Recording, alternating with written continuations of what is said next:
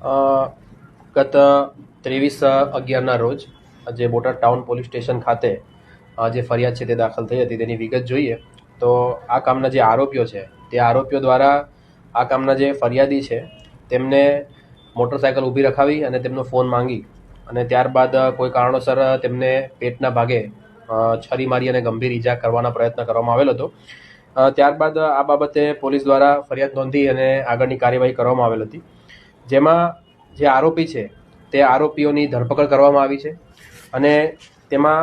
જે એક ઇસમ છે તે સગીર વયના છે અને અન્ય છે ભાવેશભાઈ શેખ, તેઓ રાણપુરના રહેવાસી છે.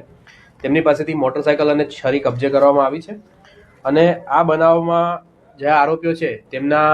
આ કયા કારણોસર બનાવને અંજામ આપવામાં આવ્યો છે તે બાબતે આરોપીઓના રિમાન્ડ માંગી અને આગળની તપાસ છે તે બોટાદ ટાઉન ચલાવી રહેલ છે.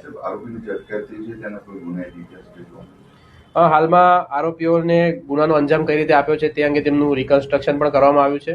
અને ગુનાહિત ઇતિહાસ